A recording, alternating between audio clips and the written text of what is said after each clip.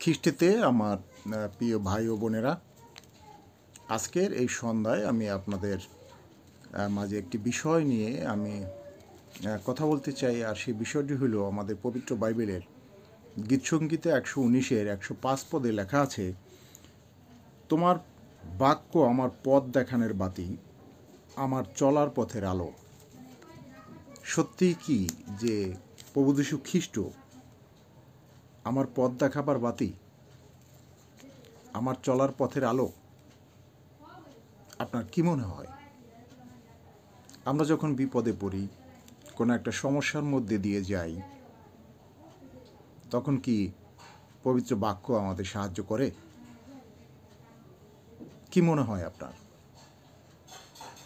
করে কি করে না? কিন্তু আমি বলবো যে পবিত্র বাক্য সত্যিই আমাদেরকে সাহায্য করে।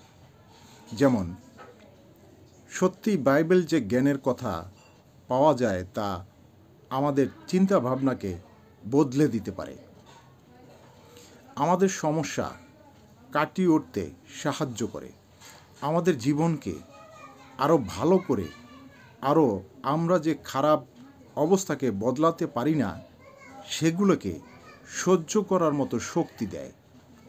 ঠিক সত্যি কথা। আমাদের যে এমন এমন কতগুলি সমস্যা রয়েছে যেগুলি আমরা সহ্য করতে পারি না,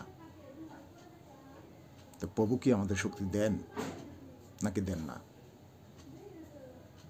খ্রিস্টীতে আমার ভাই ও বোনেরা, যদি প্রভু আমাদের শক্তি না দিতেন তবে কি আমরা সহ্য করতে পারতাম না। এখানে আমরা স্বীকার করতে পারি যে আমার পথ দেখানোর আলো কে? আমার চলার পথের আলো কে? প্রভু যীশু খ্রিস্ট।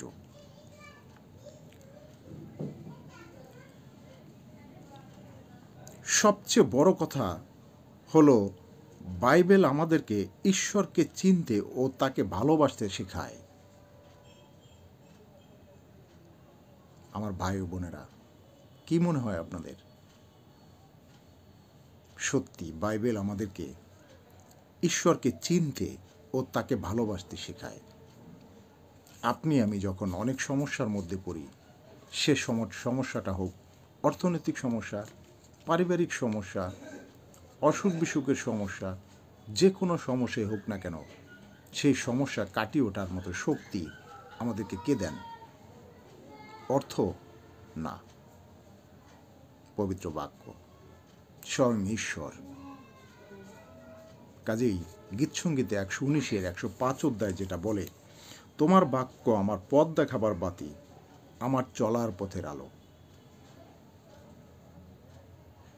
আমার পথ যতই অন্ধকার হোক না কেন, আমার জীবনের চলার পথের পথ যতই অন্ধকার হোক না কেন, সেই অন্ধকারের বাতি আমার পবিত্র বাক্য।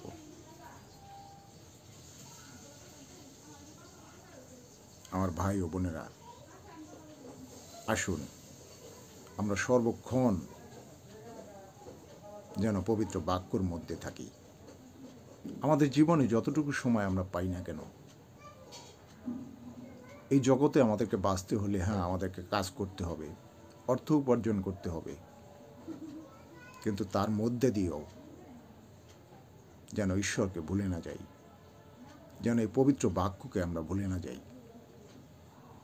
কাজে আপনাদের সবার কাছে আমার রিকোয়েস্ট, আপনার হাতে যতটুকুই সময় থাকুক না কেন, সেই সময়টুকু পবিত্র বাক্য নিয়ে কাটুক। বলুন আমেন।